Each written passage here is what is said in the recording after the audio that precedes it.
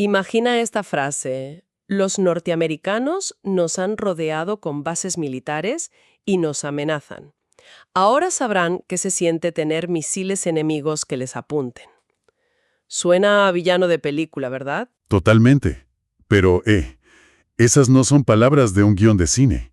Son las palabras de Nikita Khrushchev, el líder soviético, intentando justificar la decisión que casi desata el apocalipsis nuclear en 1962. Hoy vamos a sumergirnos en uno de los momentos más tensos, si no el que más, de la historia moderna: la crisis de los misiles en Cuba.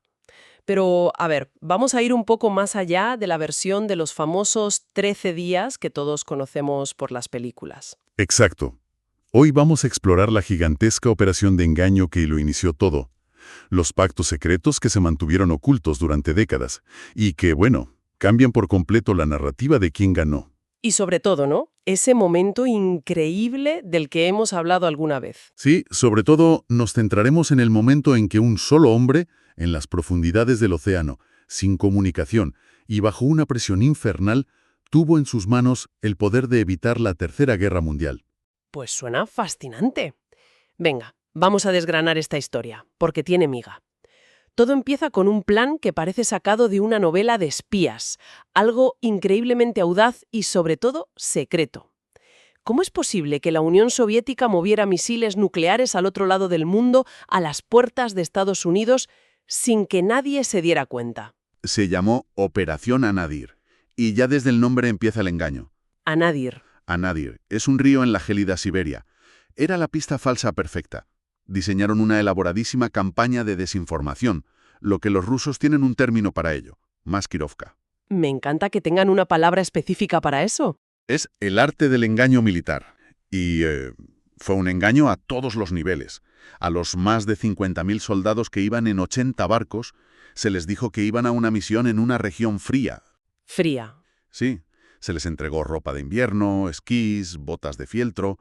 ¿Imagina su sorpresa al desembarcar en el calor sofocante del Caribe? Ostras. Debieron pensar que se trataba de un error garrafal de logística. En plan, camarada, creo que te has equivocado de hemisferio. Totalmente. Los especialistas en misiles viajaban disfrazados de ingenieros agrónomos o especialistas en irrigación. El secretismo era tan extremo que todos los documentos se escribían a mano. A mano. A mano, sí. Y en un único ejemplar que se destruía tras ser leído. No querían dejar ni un solo rastro. Pero aquí me surge una duda. Una cosa es engañar al enemigo y otra a tus propios aliados. ¿Fidel Castro estaba de acuerdo con todo este teatro? Esa es una de las claves menos conocidas de la crisis. ¿No? No lo estaba. Vaya. De hecho, aquí es donde la cosa se pone interesante. Fidel defendía que el acuerdo militar debía hacerse público. Lo veía como un acto soberano entre dos naciones. Claro, con orgullo. Exacto. Creía que actuar a escondidas les quitaba legitimidad, fuerza moral. Pero a ver, desde el punto de vista de Khrushchev, el secretismo era su única carta, ¿no?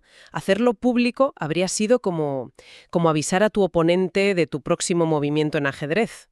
Ese era exactamente su razonamiento.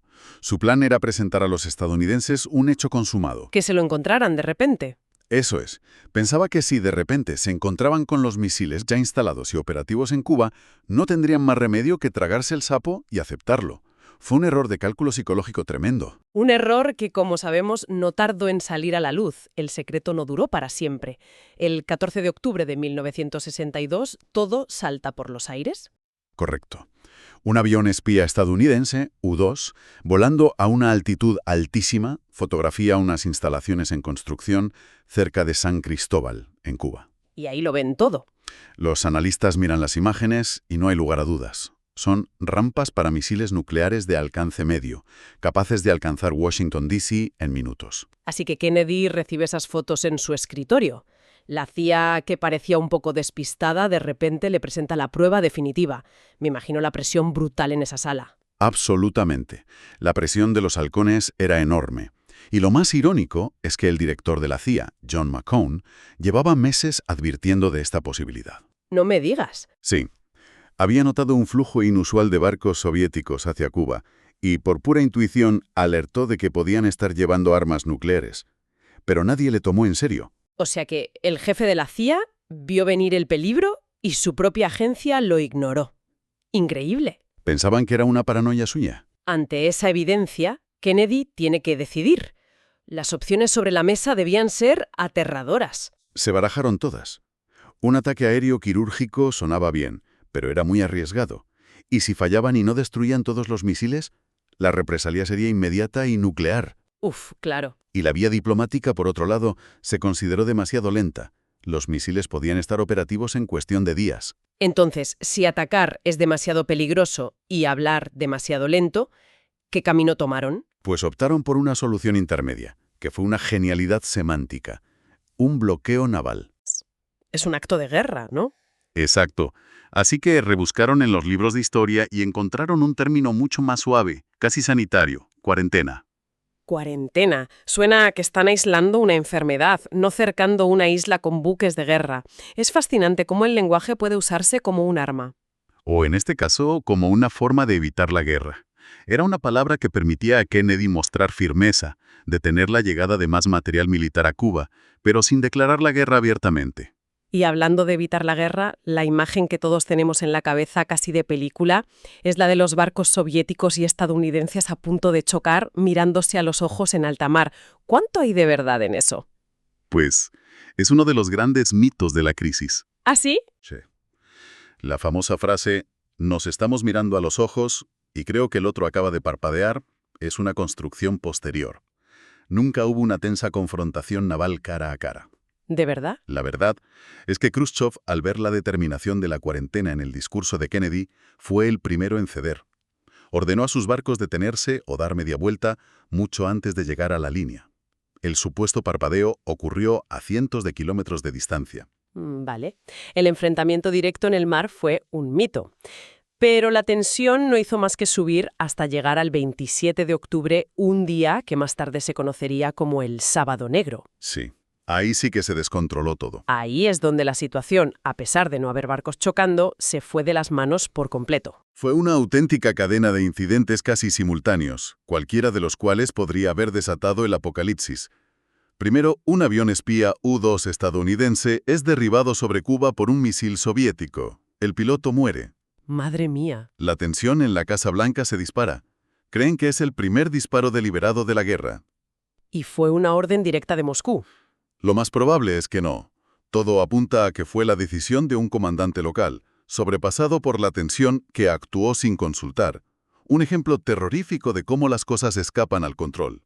Claro. Pero lo más grave, y lo que el mundo no supo hasta décadas después, ocurrió bajo el agua. Aquí es donde entra en juego nuestro protagonista silencioso. Sin duda. Cerca de la línea de cuarentena, un grupo de destructores estadounidenses localizó un submarino soviético, el B-59, y para forzarlo a salir, empezaron a lanzar cargas de profundidad de práctica. De práctica. Sí, pequeñas, del tamaño de una granada, diseñadas para hacer ruido, no para dañar el casco. Claro, pero la gente dentro del submarino no sabía que eran de práctica. Ellos solo oían explosiones a su alrededor. Exacto. Y ahí dentro reinaba el caos absoluto. Llevaban días incomunicados, no sabían si la guerra ya había empezado. ¡Qué horror! Y encima, el submarino estaba diseñado para aguas árticas. En el Caribe, el aire acondicionado había fallado. La temperatura superaba los 45 grados. El CO2 se acumulaba. Estaban asfixiándose. Prácticamente. El capitán Valentin Savitsky, rodeado de explosiones, creyó que estaban siendo atacados de verdad y que su fin era inminente. Y aquí es donde la historia da un vuelco de 180 grados. Lo que los estadounidenses no sabían era que ese submarino no era uno cualquiera. Efectivamente. El B-59 llevaba a bordo un torpedo con una ojiva nuclear de 15 kilotones. Para hacernos una idea, una potencia similar a la bomba de Hiroshima. ¡Ostras! Y el capitán Savitsky, convencido de que la guerra había comenzado y que iban a morir, quería usarlo. Quería lanzar un torpedo nuclear contra la flota estadounidense. Exactamente. Según los relatos, gritó: «Vamos a destruirlos ahora. Moriremos, pero los hundiremos a todos». Pero para lanzar ese torpedo, el protocolo exigía la aprobación unánime de 3 oficiales. Vale, 3 llaves para activar el apocalipsis. El capitán, el oficial político y el segundo al mando de la flotilla, que casualmente viajaba en ese submarino. El capitán Savitsky dijo sí. El oficial político, presionado, también dijo sí. El fin del mundo a un solo sí de distancia. Pero el tercer hombre, Vasily Arkhipov, Se negó rotundamente. ¿Por qué? ¿Qué sabemos de él? Arkhipov ya tenía reputación de mantener la calma. Años antes, había estado en otro submarino nuclear que sufrió un accidente con una fuga de radiación terrible. Vaya. Vio de cerca los horrores de un desastre nuclear. Y en medio del caos del B-59, con el capitán fuera de sí, Arkhipov mantuvo la serenidad. Argumentó que las explosiones no parecían un ataque real. Su calma y su no rotundo convencieron al capitán para que emergiera. ¡Qué fuerte! Un solo hombre en un tubo de metal bajo el mar salvó al mundo. Literalmente. Es una historia que da vértigo. Mientras el mundo contenía la respiración sin saber lo cerca que había estado del fin, ¿cómo se llegó finalmente a un acuerdo en la superficie? Pues es otra parte fascinante. Hubo dos negociaciones paralelas, una pública y la otra completamente secreta. Espera. Dos a la vez. Dos a la vez.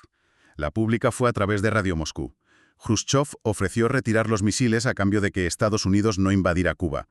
Pero añadió una condición que lo complicaba todo. ¿Cuál? Exigió que Estados Unidos retirara sus misiles Júpiter de Turquía, que apuntaban a la Unión Soviética. Y eso Kennedy no podía aceptarlo públicamente. Parecería que cedía a un chantaje. Claro, sería una humillación política. Entonces, ¿cómo lo solucionaron? Aquí entra la segunda vía, la secreta. El hermano del presidente, Robert Kennedy, se reunió con el embajador soviético Anatoly Dobrinin, y allí se cerró el verdadero acuerdo verbal. El acuerdo de verdad. Eso es. La URSS retiraría los misiles de Cuba. EU prometería no invadir la isla. Y aquí está la clave. De forma secreta prometieron desmantelar los misiles de Turquía e Italia unos meses después, cuando todo se hubiera calmado. Un pacto secreto que lo cambió todo y reescribió la historia. Completamente. Este pacto se mantuvo en secreto durante décadas, lo que alimentó el mito de que Kennedy había ganado por pura firmeza. La realidad es que fue una concesión mutua, una salida para que ambos líderes pudieran salvar la cara. ¿Me has dejado? ¿Y lo de Turquía? ¿Tenía algún nombre en clave o algo? Pues sí, y es bastante prosaico. Operación Potpay. Operación Pastel de Carne. No puede ser. Sí. A veces la historia tiene estos detalles absurdos. Ni Fidel Castro. ¿Cómo se lo tomó cuando se enteró de que habían negociado a sus espaldas? Fatal. Se sintió utilizado como un peón en el tablero. Se enteró del acuerdo público por la radio como todo el mundo. Pero lo del pacto secreto sobre Turquía lo descubrió de la forma más rocambolesca posible. A ver, cuenta. Meses más tarde, en una visita de Fidel a Moscú, el propio Khrushchev, en medio de una conversación, lo mencionó por error. Se le escapó. No me digas. Imagina la cara de Fidel al darse cuenta de que lo habían dejado fuera de lo más importante. Aquello dañó profundamente las relaciones entre Cuba y la Unión Soviética durante mucho tiempo. Es que es lógico. Al final la crisis se resolvió, pero dejó una lección muy clara sobre la comunicación, ¿no? O más bien, la falta de ella. Absolutamente. Demostró que la comunicación era peligrosamente lenta. Piensa que los mensajes cruciales entre Kennedy y Khrushchev se enviaban por la Western Union. No puede ser. ¿Me estás diciendo que el destino del mundo dependía de un mensajero en bicicleta? Es el colmo de lo analógico en la era nuclear. Pues casi literalmente. Un chico en bici los llevaba a la embajada soviética. El embajador contó en sus memorias que, en el momento de máxima tensión, solo podía rezar para que al chico no se le pinchara una rueda. Es a la vez terrorífico y cómico. Me imagino que después de ese susto, alguien pensó que había que modernizar el sistema. Desde luego. Justo después de la crisis se instaló el famoso teléfono rojo, que por cierto es otro mito. Ni era un teléfono ni era rojo. Venga ya.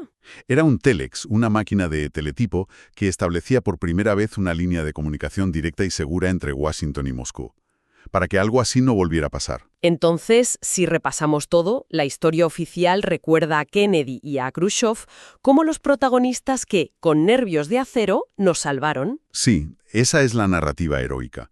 Pero lo que hemos visto hoy nos deja una reflexión más profunda, y quizá más inquietante. Que el poder de iniciar esa guerra no recayó finalmente en un presidente, en su despacho. Ni en un premier en el Kremlin.